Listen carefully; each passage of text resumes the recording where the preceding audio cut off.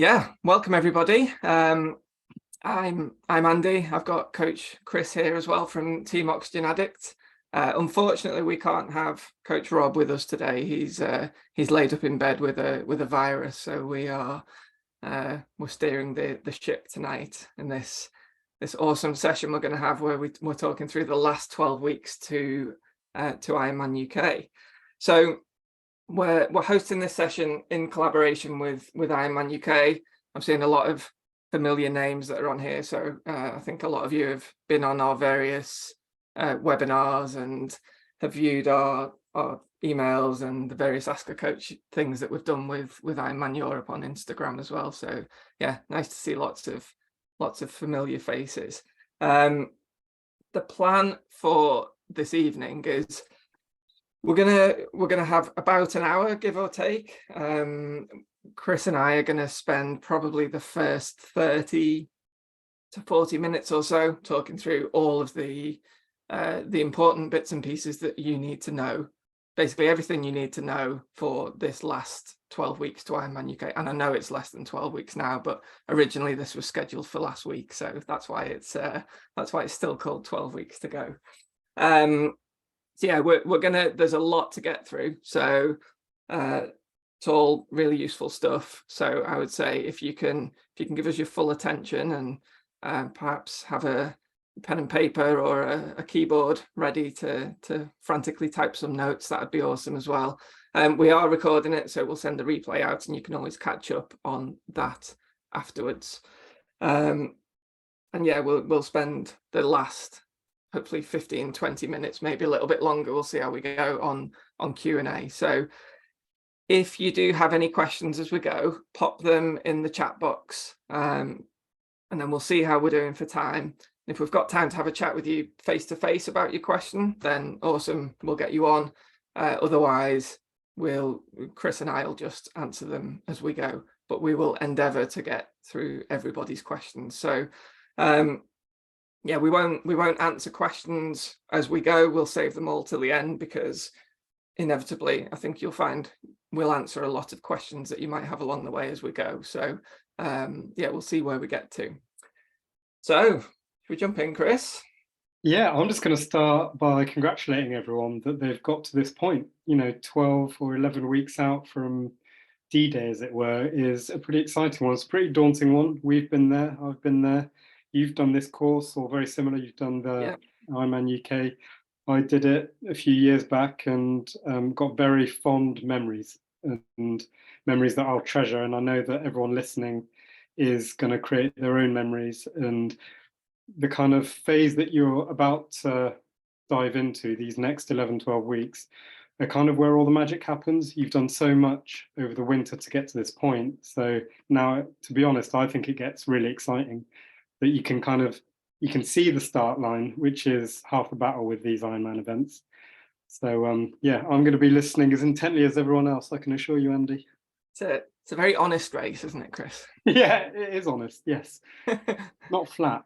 No, undulating. Well, I went back and did it a second time, so can't be that bad. No, exactly. Right. So I think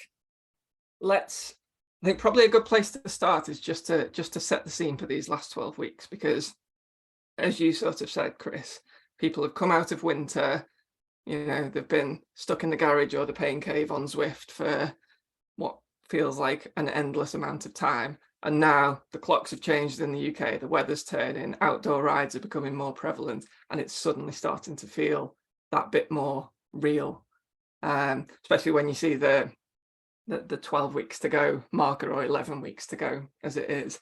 So probably the first thing to say is this is a really good time to remind you to trust the process and to not start to panic despite what maybe challenges you've had along the way up until this point. It's totally normal to have a wobble and to start to question your own sanity and have you done enough, and should I be doing more, or what if I'm not doing the right thing? All of those thoughts will go through all of your heads at some point over the coming weeks. But as Chris said when we kicked off, you've got yourself to this point. You're in you're in a very strong position. The rest of this period between now and early July is about honing your race specific skills, if you like, and your race specific fitness. So that's what we're going to talk through today in terms of the kind of the structure, the important sessions to make sure you're factoring into your plan, and some of the do's and don'ts. But just thought it was worth saying that staying mentally strong is just as important as physically strong over this last training block. That's a massive part of it, Andy. I'm just going to jump in. Yeah, I've fallen on this hurdle quite a few times in the past. And it's exactly what you were just saying of trusting the process, trusting the plan. You've got to this point because you've already trusted the process that you're going through. So that's already brilliant. You don't need to throw everything up in the air and start from scratch just because you've got this 11 or 12 week build until the big race. But what I think a lot of athletes could end up doing at this point is spending a little bit too much time online, looking at forums, looking at Strava, seeing what your work colleague is doing in terms of hours per week or per month, and comparing yourself to what they're doing. And that's where things can really unravel, because everyone's different as an individual and they're on a very different journey to you. So whatever they're doing, just, give them a pat on the back and say, congratulations, it's really impressive what you're doing. But at the end of the day, you've just got to look after yourself as an athlete. And all you're trying to do is knock out the most amount of consecutive weeks in a row. And if that's slightly lower than the neighbor next door, then that's absolutely fine. You'll be fresher on race day, you'll be more prepared, and you've trusted your process. So don't kind of fall into the trap of comparing and seeing what the professionals are doing, the amount of hours they're doing. It's kind of irrelevant. You need to be focusing on yourself at this point. And horses put blinkers on and blinders, and I think as athletes, when you get to this point, we should be doing the same and just hone in on your own processes. Wish I had this advice 10 years ago. Me too. Right, so as we jump into Training Peaks, I'll share my screen in a minute, and I'll show everyone a kind of a typical overview that we would put in front of an athlete of ours in Team Oxygenaddict for the last 10 to 12 weeks or so. Before I do that, I want to say I'm hoping the majority of people have started outdoor rides now. If you haven't, this is the best time to be doing it. And I'm going to assume that people are up to somewhere in the region of 3 to 4 hours for their outdoor rides, and somewhere in the region of 1.5 to 2 hours in terms of the long endurance runs. Now, if you're not up to that at this point, that's totally fine. We'll talk about how you can build up that duration safely and effectively between now and then. So let me just see if I can share my screen.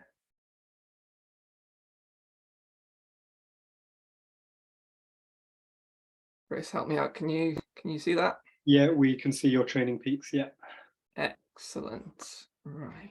So I'm not going to go through all of this session by session, week by week, because obviously there's a lot to talk about here. I'm going to focus on the most important points, and this is assuming that we are 12 weeks out, which we sort of are, give or take. I'm going to focus most of what we're talking about on the long endurance run that's scheduled each week and the long endurance ride that's scheduled each week. And I'm going to talk about a few principles that everyone can take away and apply in terms of building that up safely. So in the sense that you're building it up to where it needs to be, but not so quickly or not so abruptly that you risk injury or you risk compromising your recovery. Because we need you at this point. We need you bouncing back week after week as the rides and the runs increase in duration, feeling stronger and stronger and fitter and faster every single week that goes by. So let's start with the rides then. This point here, this week here that you can see is effectively 12 weeks out, and you can see the starting point that I talked about was having a 4-hour endurance focused ride. And you'll see as the weeks pass, that duration increases. So 4 hours there, 4:30 there, 5 hours there. Now, importantly, when we get into the 4th week, we effectively have a recovery week. So similar number of sessions, but the intensity and the duration drops right back. And that's a really important cycle to get yourselves used to and to get in your head, because if you're just building everything every week, you know, you risk this sort of bubbling inferno where something's going to give at some point. And it's important that you give your body time to recover. We're going to talk about the importance of rest and recovery later, but in the context of this 12-week plan and 4-week blocks within it, I want you taking every 4th week as a relative recovery week. And you'll see similarly with the long runs. So the long run in the first week is 1:45. It goes up to 2 hours, 2:15, and then drops right back down to 45 minutes. The same week, that recovery week, that the endurance ride drops down to 1:30. So the idea is we have a really good week of recovery and we're ready to bounce back again. And we bounce back with a 5-hour ride, followed by a 5:30 ride, all the way up to a 6-hour ride a little bit further on. So we want you building up to 6 hours on the ride, and we want you building up to 3 hours on the run. So again, after that recovery week, we'll go 2 hours 30 on the run, 2 hours 45, and then eventually up to 3 hours. In our experience, even if you're planning or expecting to be out on the course for much longer than 6 hours on the bike or 3 hours on the run, it's not worth spending more time out on your long rides or out on your long runs than 6 hours or 3 hours. There's this very fine line to toe between training progression and race-specific readiness versus recovery, essentially. And that sweet spot for the majority of athletes is usually around, and you know, it's usually the long run, isn't it, Chris, that affects recovery more than the long ride. But particularly on that long run, 3 hours seems to be that sort of maximum sweet spot before you get into the point of diminishing returns in terms of benefits versus risks. Yeah, it's all about that risk versus reward, and we all kind of understand that concept. But when we've got a big scary Ironman, you know, a few weeks away, we think that 3 hours is okay, but maybe 3 hours 20 is better if we kind of predict that as an athlete we might be running, who knows, 4 hours or something like that. But this is where we need to stay away from trying to prove to ourselves that we are able to do an Ironman today, because that's not the point. We're trying to prepare you to do an Ironman when it counts on race day. And the majority of you may well be able to do a 3-hour plus run tomorrow if we asked you to, but that wouldn't work in terms of any physiological training benefit. And also mentally, you know, you might get a very small kick out of the fact that you can run 3 or 4 hours, but in the overall scheme of a progressive plan, you're suddenly derailing all of your potential. So sticking to that 3 weeks of gradual build and 1 week of, you know, genuine recovery, that is going to set you up really well for race day, and you will be able to do that over 3-hour run when you're needed to. And doing it now just does not help in any way. Yeah, absolutely. The other point that's worth mentioning, particularly on these long rides and runs, is we're talking a lot about duration, because obviously that's a massive factor here, but starting to dial the intensity into, or not just the intensity, but starting to treat every one of those long rides as essentially a bit of a race rehearsal in terms of kit, in terms of intensity, in terms of fueling and hydration. This is, and we'll come on to talk about these a little bit more later, but these are arguably just as important aspects of training as the actual training itself, because you need to get used to your riding your race bike, whether that's getting used to spending time on the aero bars. You need to get used to the logistics of carrying the number of calories or gels or whatever your kind of fuel of choice is around with you, because you're going to need to do it on race day. So those aspects are just as important as the actual training part of the training session. Right, so a few other things I want to mention on the long rides, particularly given that it's Ironman UK. If you get the opportunity to ride the course, do it. And if it's logistically a bit difficult for you to work out how to actually go about doing that, still try and do it anyway. It is well worth you now planning in a weekend, a lovely weekend away in glamorous Bolton, for 4 weeks time, 6 weeks time, to go and do a loop or half or even all of the bike route if you so wish, if that falls in line with your plan. On a course like Bolton, there's so much to be said for familiarity with the course. And that's because, the road surfaces are questionable in places, should we say. The climbs are steep and not long, but challenging in the sense of very easy to burn matches on those climbs. And if you don't know what you've got ahead of you, it's another variable that you can control, essentially. And also off the back of the climbs is some of the descents are relatively technical. So going back to when I did Ironman UK a few years ago, I would genuinely say that was my number one kind of tip, having done Ironman UK a couple of times, is ride the course. Because for no extra fitness or power or anything like that, I genuinely think that knowing the course, or knowing enough about the course, having ridden it a few times, was worth probably 15 to 20 minutes on my bike time. I don't know if you had the same experience, Chris. Oh yeah, totally, massively. And when you can't ride the course for whatever reason, the likelihood is that you can drive it or have someone drive you around it, even if it's 2 days before or the day before. If you're traveling from a long way away, it's well worth putting in those 2-3 hours in the car and making a few notes, even if they're just mental notes of going around the course. You know where the big hills are, you know how technical the descents are. And actually, a lot of it is that kind of mental preparation, that when you're on race day, you'll recognize something, you'll know that, oh, actually, I know there's that hill coming. I know what gear I need to be around that corner. God, that's a steep one. What's around this corner on the way down? Do I need to slam my brakes on? There's all these elements that can be highly stressful when you're sharing the road with so many other athletes. But if you can find that really kind of quiet and stress-free experience on race day, then that kind of is the golden ticket. And the way to do that is familiarize yourself with the course. So as Andy was saying, ideally get on the bike and ideally go and do it as soon as possible. Within the next 6 weeks is a perfect time to go and ride that course, and ride it at your own pace, at your own leisure.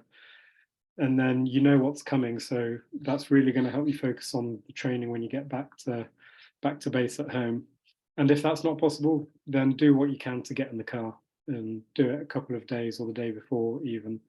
It's well worth it, even though it's an absolute hassle. And you kind of insinuated that, Andy, that no one really fancies the logistics and taking a day out or whatever to do it. But this is an Ironman. This is one of the hardest Ironmans on the circuit. And you guys have taken on an absolutely phenomenal and potentially life-changing challenge. And the kind of option of success lies with good preparation, and part of that good preparation is getting around that course, because it is a tricky one. And you've got a lot on your hands, and you will all do really well, but give yourself the best possible chance in doing so. Yeah, absolutely. Right, I'm just going to stop sharing my screen for a bit. We'll come back to Training Peaks shortly when we talk about a few other sessions. One thing I did want to address, because we get this question a lot, is when we talk about building the endurance run up to 3 hours and capping it at 3 hours, there are going to be people, and a lot of people, who are thinking, but I'm going to be out there for 4 hours, 5 hours, 6 hours potentially. And I know you said that there's a point of diminishing returns, but surely I need to be doing more than 3 hours. And I just want to reassure you that you don't. You really don't. Probably the most effective thing that you could do to put your mind at ease for the amount of time that you will be out there on the marathon course is substitute occasional long runs for longer hikes. And I know that probably goes against everything you've ever read in terms of Ironman training and all of the specificity of paces and heart rates and this, that, and the other. But the thing you need to remember is, like, there probably aren't many people here that have spent 5 or 6 hours on their feet constantly without having a rest. And that's what you're going to be doing on race day. And not only that, but you're going to be doing it having just ridden 112 miles on the bike. So your legs are already going to be tired. So when we talk about run training in this last block, it's not about speed or pace or anything like that. It's about durability, and it's about conditioning all of your sort of run biomechanics. So your joints, your ligaments, your tendons, even things like your general posture, getting them used to spending multiple hours at a time on your feet. And you can achieve the majority of that in a much, much safer way by getting out and doing a long hike.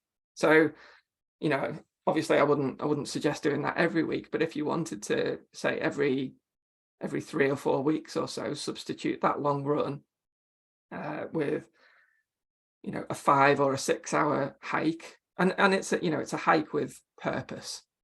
It's not a sit down every half hour and have a sandwich. It's a get out and explore the countryside, but do it meaningfully. And honestly, that is just as good preparation as going out and doing a sort of 2 to 2.5 hour long run for those athletes that are expecting to be out there for 5 or 6 hours. I think what you just said there, Andy, is probably going to get a few people scratching their heads thinking, Yep. What's he talking about? But I want to back you up on this one. And it's something that I think all of us as triathletes can learn from the ultra running community. And so what I mean by ultra running community, it's these athletes that are running over a marathon on very difficult terrain on trails. And there's a lot of science that's coming out that has suggested that a huge element of their training is something that they refer to as time on feet. And it's nothing to do with pace, and it's nothing to do with speed and anything like that. They completely park that. They can go and do it without a watch. And essentially, we've got to remember that an Ironman, and especially an Ironman like Ironman UK, it is an ultra event. You're going to be on your feet for an extremely long time. So I think that we can kind of learn from other sports on this one. And there's been a huge amount of research in the ultra running community. And everything suggests that spending time on feet is extremely beneficial, whether they're looking to win the race or just finish before the cutoff time. And if you can apply that to this kind of ultra event, which is Ironman UK. So spend as much time on your feet when relevant, and then when it's time to rest, do the opposite. Take all the time possible off your feet. But when you're on your feet, try and really be on your feet with purpose. Yeah, absolutely. I want to move on and talk to those people who are going to be riding with power. So those people who've got a power meter on their bike for their outdoor rides. It's incredibly important to make the best use of riding with power on the day, to schedule an outdoor FTP test, probably as soon as possible. So most people will be familiar with indoor FTP tests on Zwift or whatever indoor trainer you use. Fewer people will actually go out and do an outdoor FTP test. And it's such a quick win. Now, don't get me wrong, it's not the most pleasant experience in the world, but in terms of how useful it is for your training and your race day execution, it's right up there in terms of important sessions. And the reason is almost everybody has a difference in numbers between their indoor and their outdoor FTP. Now, that might be because they're on a different bike. It might be because they have a different power meter. It might just be the reality of riding outdoors. You know, you've got more to think about and more to focus on. The point is, having an accurate outdoor FTP number is really, really important. Now, the protocol is actually the same as you would do indoors. So it's a 20-minute flat out effort at your maximum sustainable power. And then we take 95% of your average power over that period to determine your outdoor FTP number. And then that is the number that sort of starts to dictate your training and your targets, or more likely your caps on race day in terms of power numbers. A really good way to do this is to get yourself along to a local 10-mile time trial. So have a look on the Cycling Time Trials website, or just do some research into the cycling clubs that are local to you. Get yourself along to one of they usually do weekend time trials, or often midweek evening time trials. And it's an opportunity in a relatively controlled environment to see what you can do over a 20 to 30-ish minute period for the majority of people. And the data and the insight that you will get from that in terms of knowing what your number is really important. We've seen it too many times where athletes either are totally overcooking their zones or the opposite, undercooking, and both are just as frustrating as the other. And you know, FTP tests can be really crippling mentally, and it's very easy to always have an excuse to either push it by a week or not do it at all. But when it gets to this point, 11, 12 weeks out, you kind of have to be honest with yourself. And if anything, it's just a brilliant session. You know, it's very rare as endurance athletes that we get the opportunity to do a 20 or 30 maximal effort. And that in itself has a training benefit for you. So if you can kind of reframe it mentally as, well, one, it's going to help me determine the reality of my zones, which is crucial come race day in terms of the pacing strategy. But also I'm going to get a fantastic training benefit from this session. So try and not overthink it and think that you need to be putting out the best numbers you've ever had.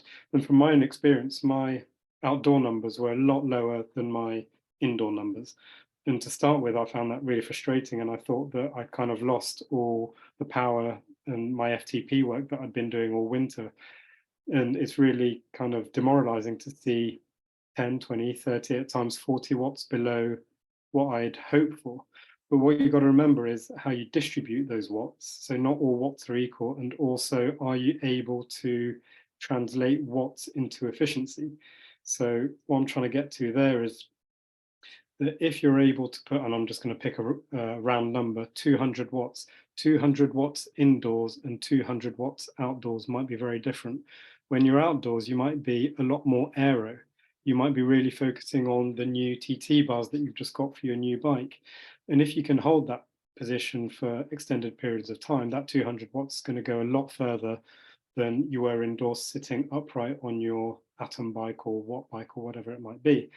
So you've got to remember that the number isn't the be all and end all. What's really important is that you're just training in the right zone at the right time. And the only way to do that is to determine it through a 20-minute or so test. It's totally normal, or totally really common for us to see athletes with an outdoor FTP somewhere between 5 and 10% lower than their indoor FTP. They're obviously no less fit outdoors. It's just the reality of how the numbers play out. If you think about, you know, if you were to, in that scenario, if you were to use your indoor FTP numbers to determine your race day power targets, and you think you're riding at 70% of FTP, but actually, because your outdoor FTP is lower, you're riding at 80% of FTP, you're gonna run into trouble. And so that's the other reason that that's the main reason that it's really important to get that session factored in. And you never know, you might actually enjoy it. The local 10-mile time trials is it's a very love-hate relationship with those, isn't it, Chris? No comment. Right, that's enough about FTP tests then. I want to spend a bit of time talking about rest and recovery. And the reason I want to spend time talking about that, I've already mentioned it in the context of making sure that every 4th week is a relative recovery week, and it's relatively easy compared to the 3 weeks prior. But in our experience, I would say 99% of people, especially people who are training for iron distance, they will place too much emphasis on training and not enough emphasis on rest and recovery. And we'll often have athletes come to us and they'll say, I can do more, I've got time. What extra training can I do, when they're at this sort of, this 12 weeks out from Ironman kind of period? And we will almost always say to them, assuming that they're actually completing the training that we're setting them, we will say, use that time to recover, schedule sleep. I know that sounds ridiculous, but the training adaptations that happen physiologically in your body happen when you're sleeping, or the majority of it happens when you're sleeping.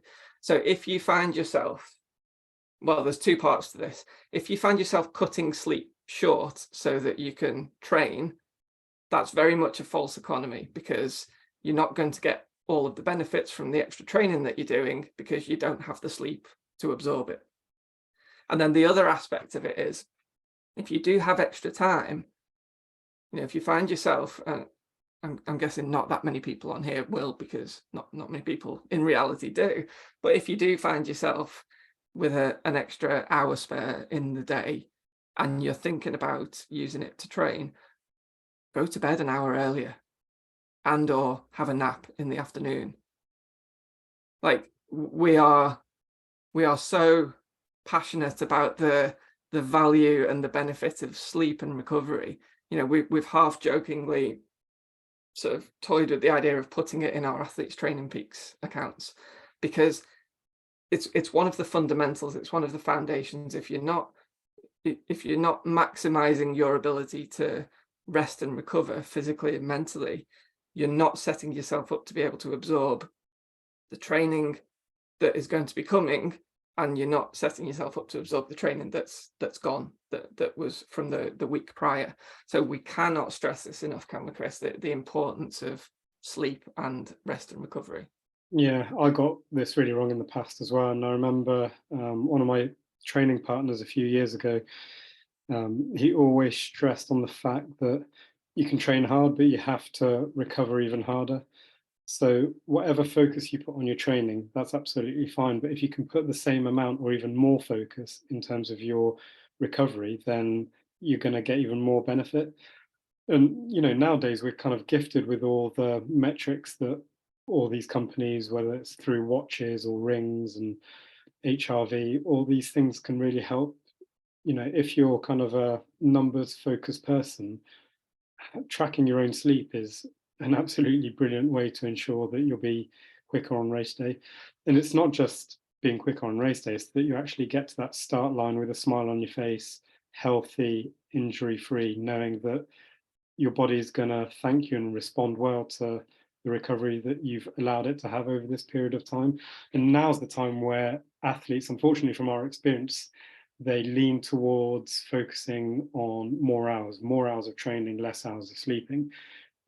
And that's where this spiral of fatigue becomes deeper and deeper and deeper. And then suddenly you're not able to hit any of your numbers or any of the volume that you had in your plan. So if you can do anything, missing the odd session here and there isn't the end of the world, as long as you're recovering in that time and ready to go again the next day. But don't keep pushing if your body's telling you to at some point stop and rest. And it's okay to do so. And it's the good athletes that are able to understand that fine line of, okay, I've trained hard, now I need to recover even harder before I go again. Yeah, a good barometer that I talk to our athletes about is have a sort of mental check-in with yourself at the beginning of every week.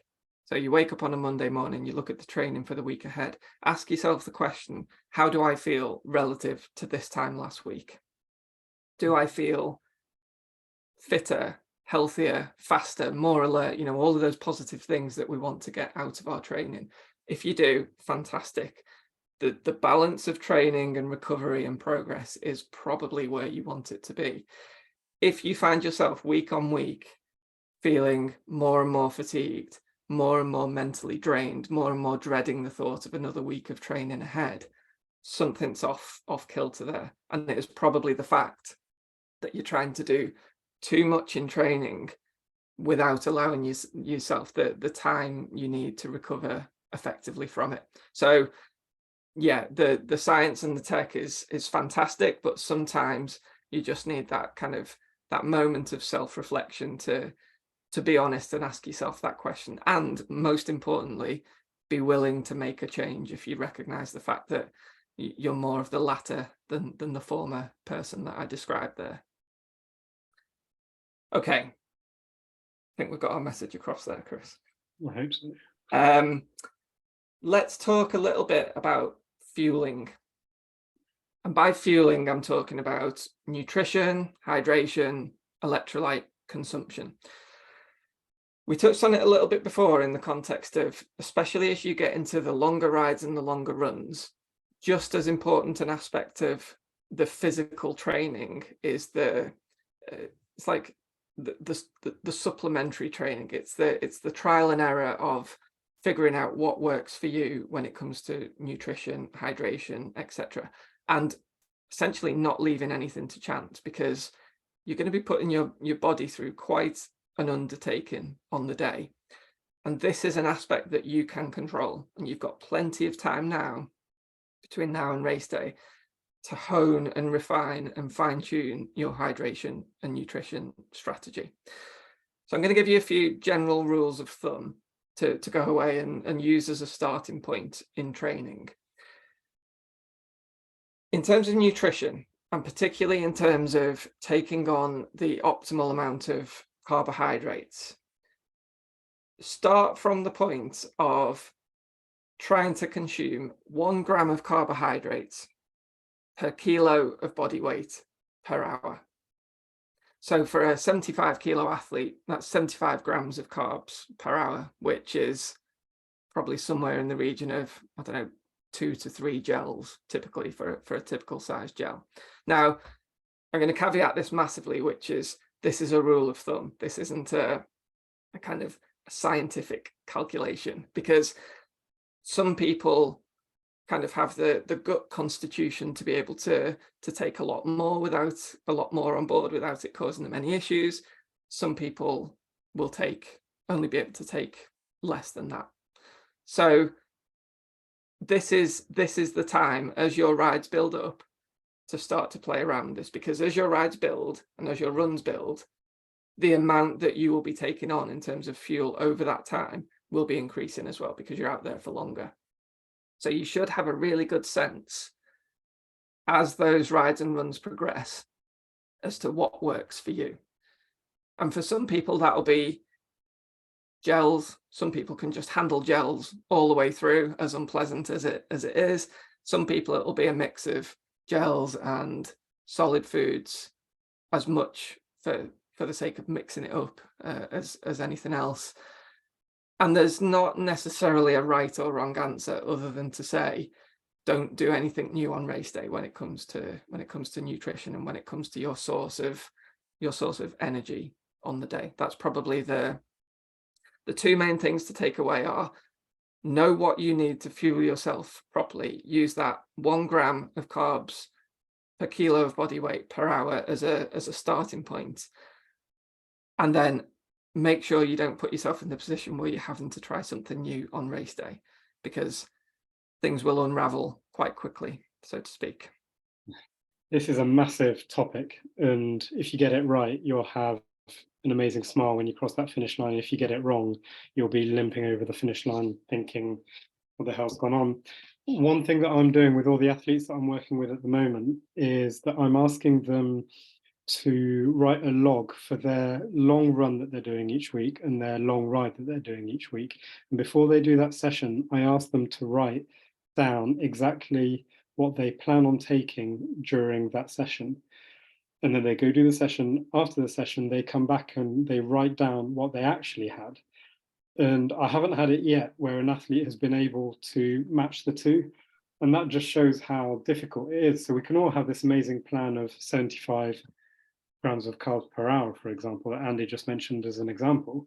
But just writing that down isn't enough. You actually need to go through a process of understanding the absorption rates of your body. And there are always these ebbs and flows, especially during an ultra distance or an Ironman like we're doing, that at times your body is not going to want that extra gel, or it's not going to want that energy bar. Then what do?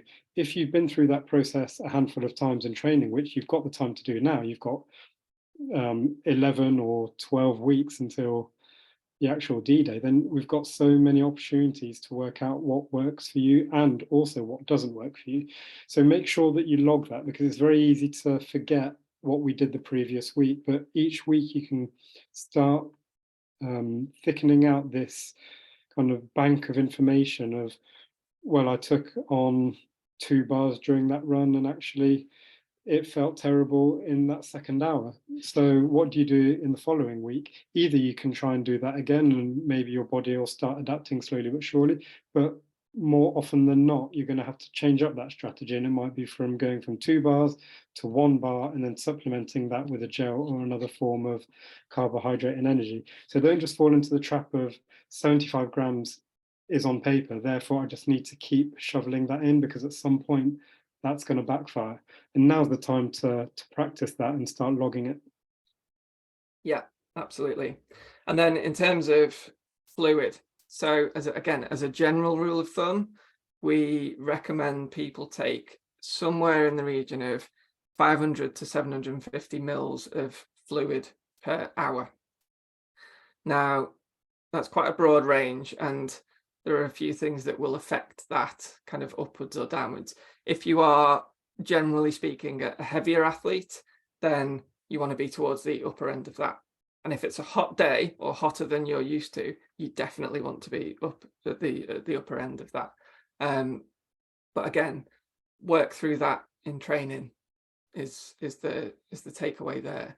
And then related to that is sodium concentration and the amount of electrolytes that you're taking on. So this is often overlooked by a lot of people, and I think if people see that their sports drink or whatever they're drinking has electrolytes in them, then they're covered. That is very much not the case. In our experience, the range of concentration of sodium that people can lose is huge, and it is literally the difference between having a race that goes well and having a race that goes disastrously. You could have everything else nailed on. If you get that wrong, it can be game over.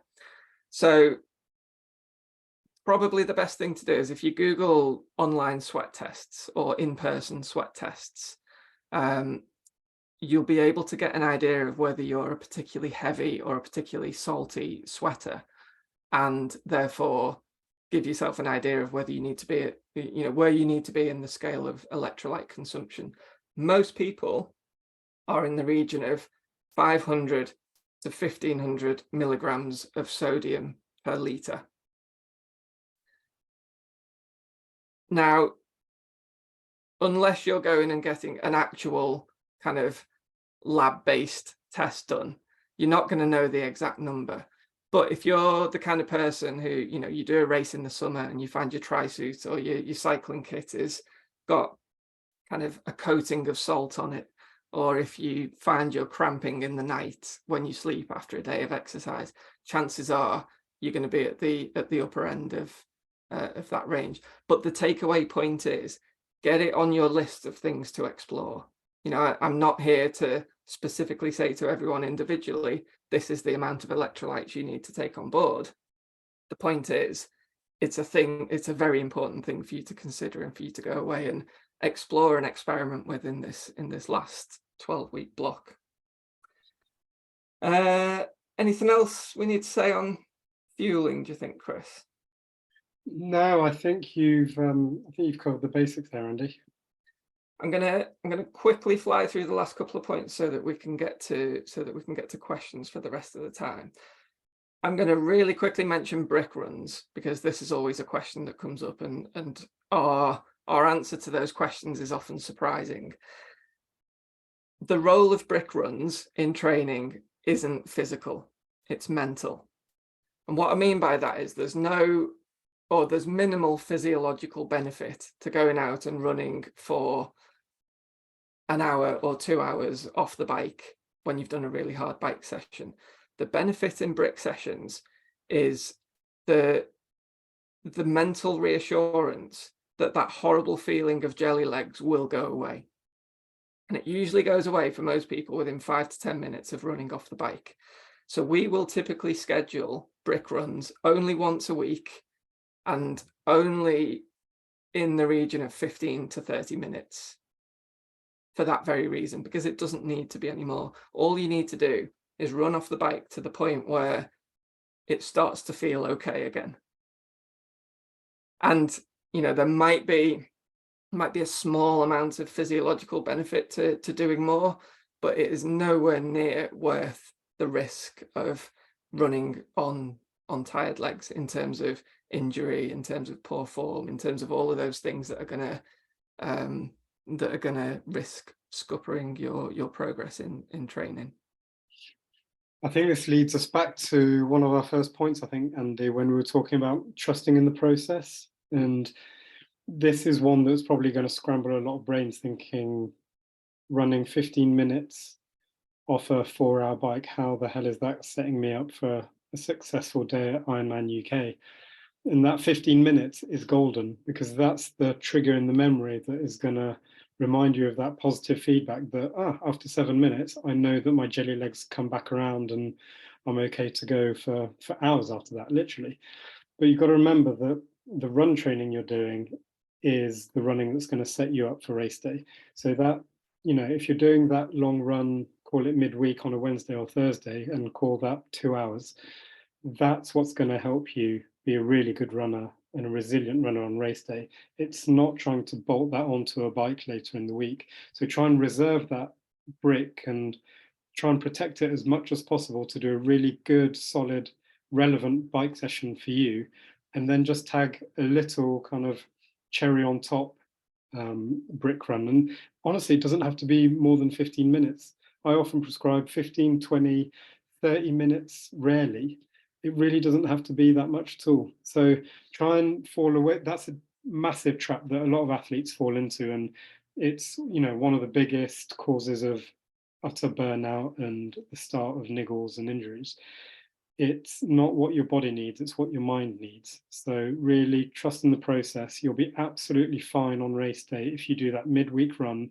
If you do that midweek run progressively, sensibly, logically, recover, and then you can aim for that key long ride with a short brick run at the end. If you're able to do that in a week, that is your kind of perfect build towards the Ironman.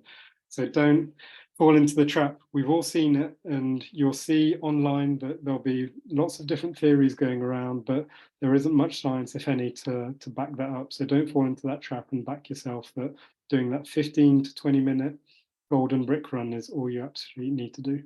Yeah, and you probably only need to do it, say 6 to 8 times in this last block. So you've probably got 10 long rides left between now and Ironman UK. If you manage 6 brick runs off the long, if you manage 8, brilliant. If you manage 6 off your long rides between now and then, that's absolutely fine, and you will mentally and physically be where you need to be come race day when it comes to running off the bike.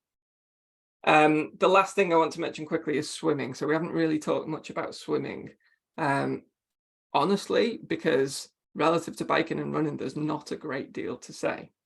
The points I want to make are, in the UK, we're just starting to get to the point where we might be starting to think about open water swimming. It's probably still cold for a lot of people, but I want to emphasize the priority when it comes to swimming between now and race day is getting used to the open water and building your endurance in the open water. So you've probably spent a whole winter doing what feels like endless drills in the pool, focusing on your technique and becoming a better, more efficient swimmer. This is the time to start to translate those technique improvements and fitness improvements into the open water. Similar to biking and running, we always prescribe to our athletes a kind of a slow build in open water distance or duration across this last 12-week block, building to the point where you have the opportunity to do a handful of 4K swims in the open water. But we don't necessarily want you to just go out and swim 4K or 3K or whatever it is. Most open water venues will have laps.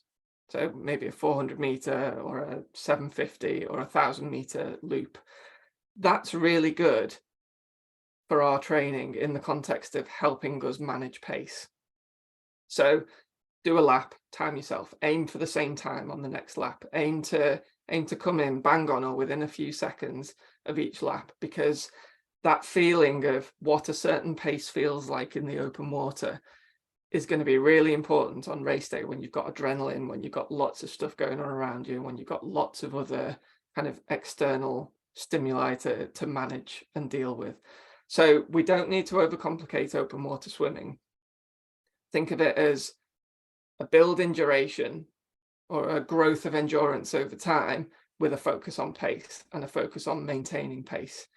And then the other thing that you can factor in either at the end of one of those endurance-based open water sessions or as a separate session is like a skills-based open water session. So where you're not worrying about how long you're swimming for, you're not worrying about distance covered, it's more to practice things like sighting, and it's more to practice drafting, sitting on people's feet, or even just having the opportunity to swim amongst people in a bit of a melee, at closer proximity than you'll be used to, but that will be very important come race day.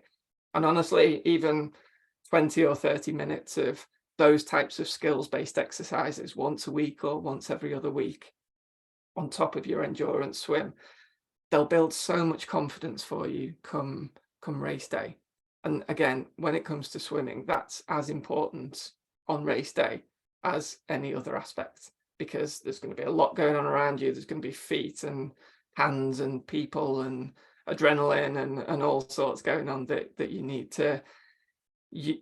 to have the experience through training to be able to manage all of that. So that's the final bit of advice I would give there. Don't know if you've got anything to add to that, Chris, before we jump into questions. No, just a very quick point on getting your wetsuit. And, it's a bit of a no-brainer in the UK at the moment of getting in a wetsuit, but a lot of people seem to change their wetsuit a few days before their event because they're kind of panicking of, oh, if I buy this wetsuit, maybe that's going to save me 2 hours on my swim, which obviously isn't the case. So if you can get in the wetsuit that you're going to use on race day, start using that now, because each wetsuit has a very different fit around the shoulders and different thicknesses of neoprene at different points on the body, and that actually makes a huge difference on body position within the water. So whatever you're going to use on race day, whether that's your goggles, your wetsuit, whether you're going to wear a watch or not, whatever you're going to do on race day, start doing it now in your local lake, and start throwing yourself into the open water as much as possible. Yeah. Right, we've got a few minutes left for questions. I think a lot of people are feeling a bit shy, so I will do a quick recap of the main points that we've talked about. Anyone that's got questions, fire them into the chat box now, and then we'll pick them up once I've gone through this summary. So the main takeaways from everything that we've said today: you have still got a lot of time. It might not feel like it, but 11 weeks is a lot of time to make a big difference.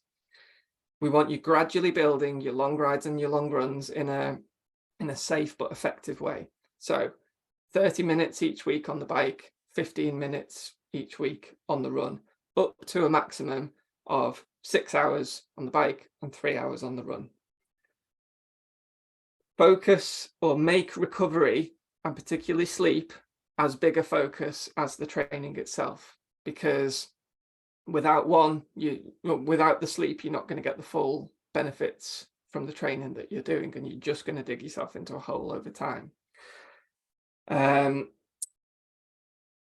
Make sure particularly your longer rides are race specific. And I don't just mean that in terms of distance or time. I mean that in terms of fueling, nutrition, hydration, intensity, the type of course you ride, the kit that you use. Schedule yourself an outdoor FTP test if you're a power meter user. As unpleasant as they are, you'll be very thankful that you've done that come race day. And if you possibly can, ride the course. If you can't ride the course, then try and make time to drive the course as soon as you can. If it ends up being the day before, fine, that's better than nothing. But honestly, there's a lot of time and there's a lot of calmness to be gained by knowing what you're letting yourself in for in terms of the bike course. Okay, right. Should we jump into questions then? Yeah, here we go. Let's see what we've got. I'll take the first one from Joe Hicks, which was to do with any tips or suggestions for real food on the bike. So this is probably an athlete that's struggling to stomach gels maybe, or all the sports nutrition that's out there, which is absolutely fine. We're all slightly different. One that is pretty standard in the world of endurance sport is the simple banana. And it comes with its own carry case, which is always useful. And it slips in the back of a cycling jersey, no problem. And it actually has the same amount of carbs as a gel, for example. So the average banana has around 20 to 25 grams of carbohydrates. So if you're struggling with all sports nutrition, then going towards bananas, dates, nuts, and then maybe towards the flapjack, if that counts as a natural food for you. But there are different alternatives, and you don't have to just stick to the kind of high sugar options that are out there. So play around with that. I don't know, Andy, if you've got any off the top of your tongue. I was okay always on sports nutrition, so I never really played around too much with natural foods. Yeah, no, I've always been a gel or a kind of blocks, Cliff blocks or pH blocks kind of guy. But we see all sorts of weird and wonderful things, don't you? People with pork pies and sausage rolls strapped to the top tube. We would definitely not be recommending that. But again, the main point is trial and error. You've got the time to try different things out and work out what works for you. Right. Next one. Any specific hold on. Oh yeah, any specific advice for athletes over 100k? So I guess the challenge there on a course like Ironman UK is energy expenditure, particularly on the hills. So probably the best advice I could give in terms of getting familiar with biking on that sort of course is get yourself out to a route on your long rides that have short, sharp hills in, and work out what your limiting factor is in terms of power output or energy expenditure on those hills, because essentially you're moving a greater mass up the hill and it takes more force to do that. So it might be that looking at simple things like changing the gearing on your bike just to give yourself a bit more freedom in terms of the cadence that you can pedal with up those hills is worth looking at. That's probably the main thing I can think of in terms of bike specific advice. I don't know if you've got anything to add to that, Chris. Yeah, one low hanging fruit for someone around 100 kg on the bike, and this depends on the wheels and the bike that you're on, but a kind of good rule of thumb is use the widest tire that your bike and wheel will accommodate and run that at the lowest, safest pressure.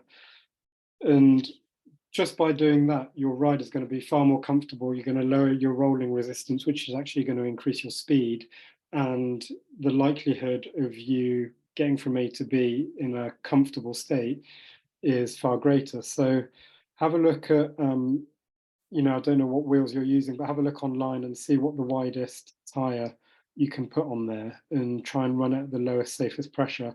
And that can go a long way to making your experience a lot more comfortable. Yeah. And in terms of run specific advice, I'll go back to what I said before, which is the long hikes are your friend here. So again, I'm not suggesting you replace every long run with a hike, but say one in every 4 weeks, go out and do a 5+ hour hike where the focus is time on your feet, like we talked about before, because that aspect of run durability, as we call it, is going to be more important for heavier athletes.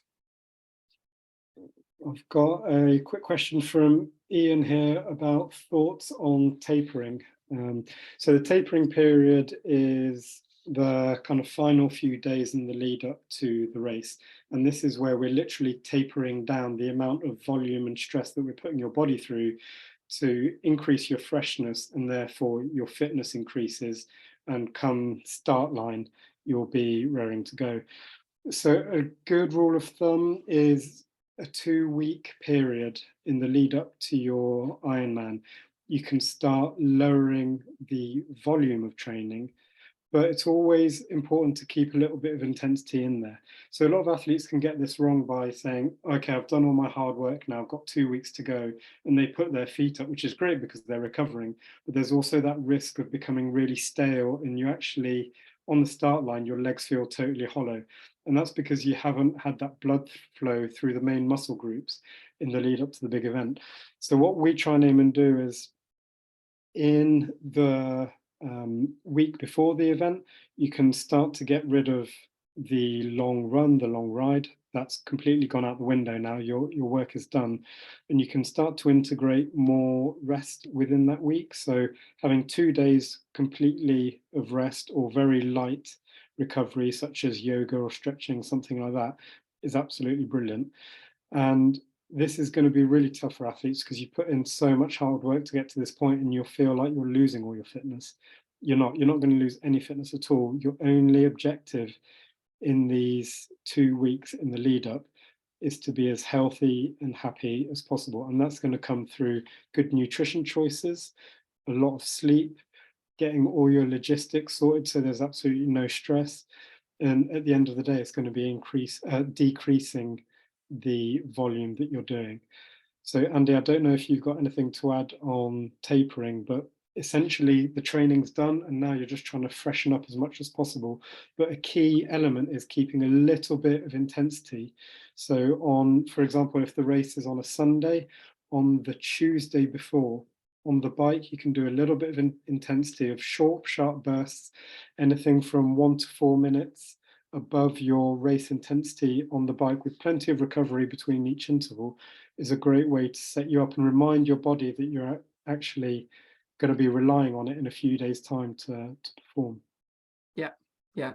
The main points that come up time and time again with our athletes on tapering are, we want you doing just enough to stay sane. You know, your fitness is built by that point. You're not going to get any more fit by training hard in the last 2 weeks before your Ironman. And actually use it as an opportunity to get all of your race planning sorted. So we make a huge deal of race planning with our athletes in terms of documenting what they're going to eat, what they're going to drink, what intensity they're going to ride and run at, making sure that all of the kit is ready and serviced and all of the spares are lined up and ready to go. You know, it's kind of like an admin period, isn't it, as much as it is a sort of tapering period. So that can often be a good distraction from the lack of training compared to what you're used to. And the other thing is, you are almost guaranteed to feel terrible during the taper until probably, I would say, the Tuesday or Wednesday of race week. It's almost always people feel horrendous because they've gone from doing this high volume week in, week out of training to, relatively speaking, not that much at all. But then by yeah, by midweek of race week, everything starts to feel magic again. And I don't know what the science is. I don't think there is any science. It just happens, and you're just going to have to trust us on that one. Lee was asking about the pinnacle weekend of training before the taper. So what we tend to do with our athletes just before the taper begins, we do what we call a race sim weekend. So across the Friday, Saturday, Sunday, 2 weeks out from race day, we would have you do a 4-ish K swim on the Friday morning. We would then have you do a 6-hour race intensity specific ride on the Saturday with a 45-minute brick run off the bike at planned race run pace. And that is the longest brick that we would ever have anyone do, as an aside. And then early on the Sunday morning, we would have you do a 2-hour long run at your race pace intensity. So what we're essentially doing is we're taking most of an Ironman in terms of distance and duration and breaking it up over a few days. It's an incredibly good physical and mental boosting session, because it's the last big weekend. It's your last opportunity to kind of fine tune all of the stuff that we talked about before. But because it's spread across a few days, you don't have that feeling of you've run yourself into the ground. You know, you recover just enough day on day to bounce back. And yes, you'll be running with tired legs on the Sunday, but it'll be manageable, and it'll be a great session for you to feel ready. Essentially, that's the main purpose of it.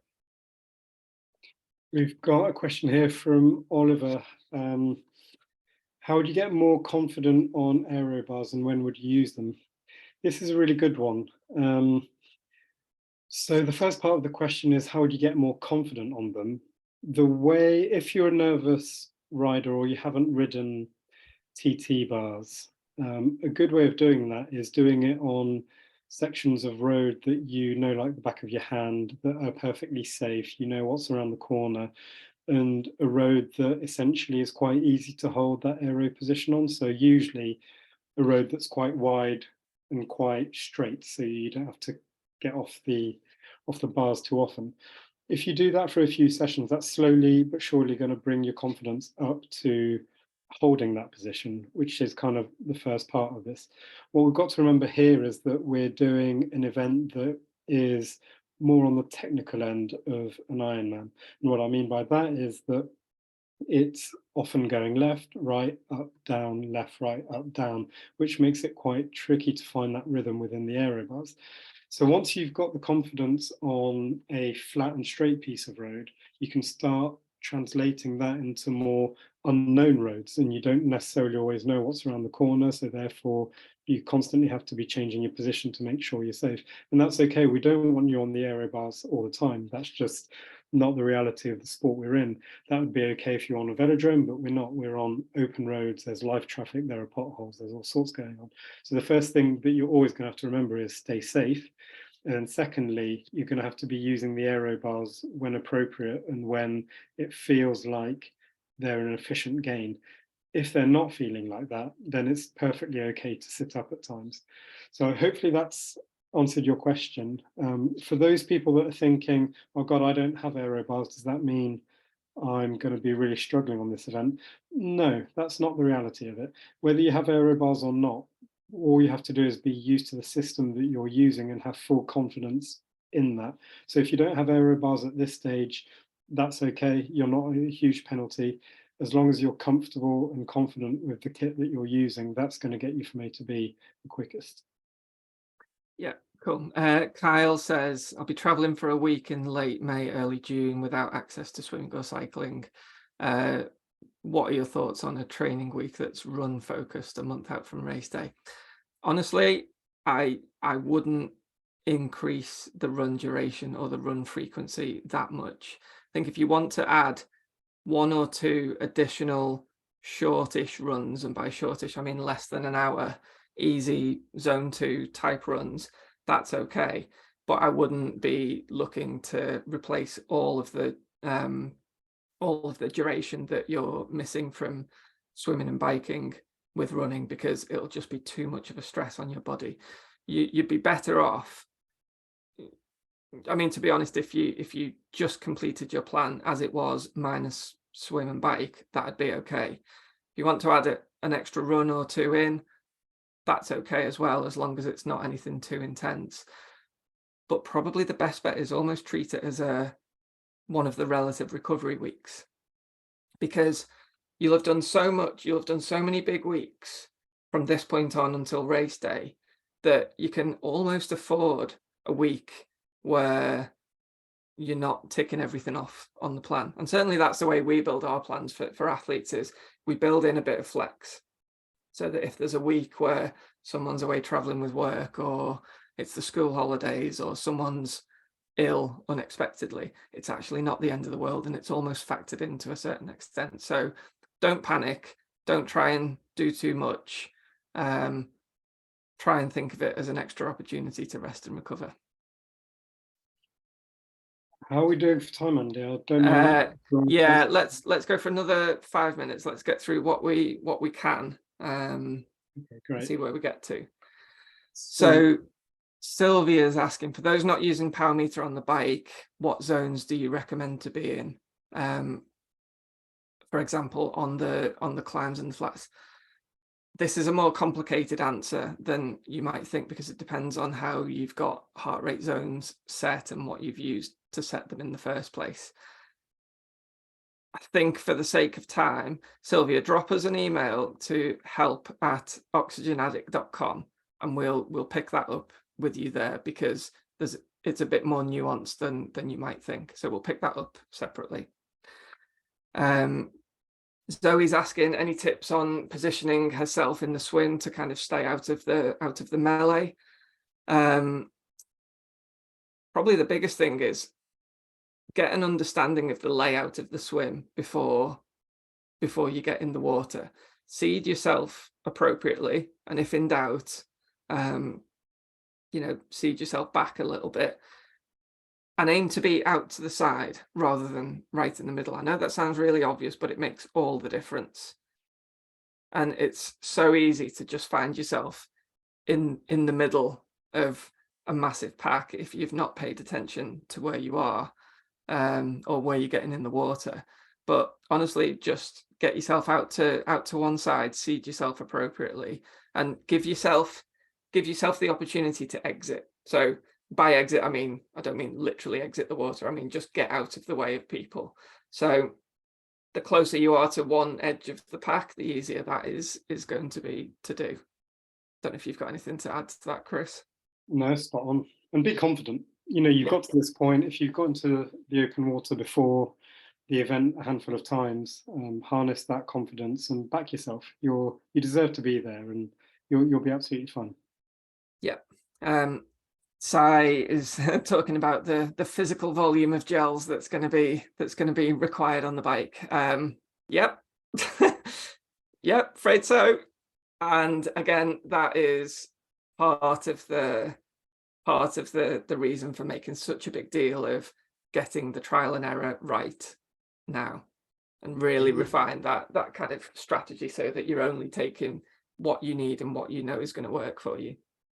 Here's a little tip that I sometimes advise athletes, that Simon, I think, who's asked this question, if you're struggling to carry the sheer amount of gels that ideally you want on the bike, quite a good way of doing it is diluting an amount of gels into a bottle. So what I mean by that is open up the gel pre-event, squeeze it into a standard water bottle that you're going to have on your bike, and you can easily put 10 gels in there, and then top it up with water, shake it up, and you've essentially got a huge bottle full of gels. And you can easily have 10, 12 gels in one bottle, but make sure that doesn't come at the compromise of your electrolytes or your other form of carbs that you're planning on using.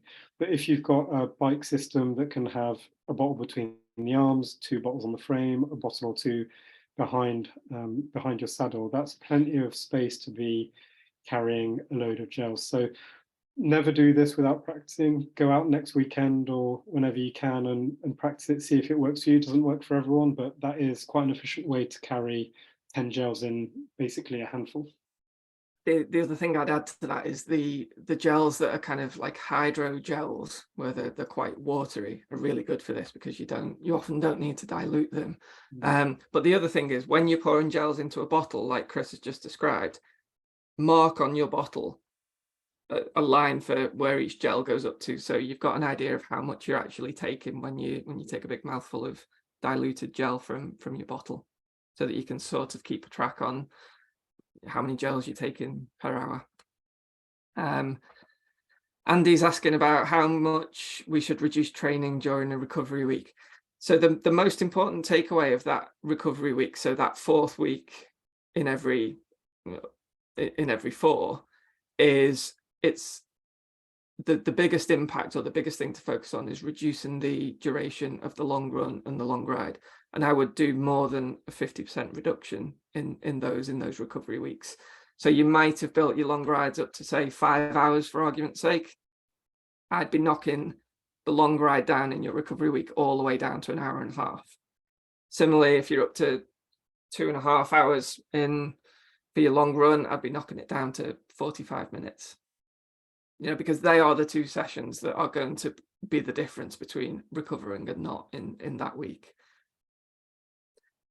I think we've already covered that. I'll take this one. So we've got one from Simon about they've just got their new power pedals and not entirely sure how to analyze the data post ride.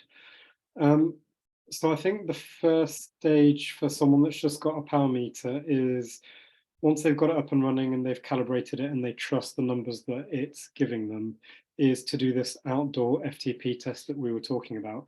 And it's really important that you go and do this with the new power meter that you've now got in hand, to make sure that you're creating the correct training zones for your future training. So for me, that would be the first step. Make sure that you've set them all up properly. Then a week or so later, you can go and do an outdoor FTP test, go and do a 20-minute maximal effort in your race position with these pedals. And then off the back of that, you'll be looking for your average power that you held for that 20 minutes. And then you can look online how to translate that 20-minute power into what's called an FTP, functional threshold power, which is essentially 95% of that number. If you need a bit of guidance on that, feel free to drop us a line, as Andy just said, on email, help@oxygenaddict.com, and I can talk you through the process on email in more detail if that helps. Yeah, cool. I think we're probably going to need to call it there, aren't we? We've overrun somewhat. So if we didn't get to your question, apologies. Drop us an email, like Chris said, to help@oxygenaddict.com if you want to ask any more specific questions about the stuff that we've covered. We will be doing another one of these sessions probably in the region of 4 weeks before race day. So that'll be very much focused on the kind of the planning and the preparation for race day itself, and a little bit about the taper period as well. So if you've got questions about that, probably best to save them for that next session. But apart from that, I think we are good, aren't we, Chris? Unless you've got anything to add before we wrap up? No, I think it'd be ironic of us to keep everyone up much later after we've been talking about the importance of sleep. So good night, everyone. I hope you sleep really well and start dreaming of that Ironman start line and finish line. Thanks, everyone. We'll see you soon. Cheers, everyone. Bye-bye.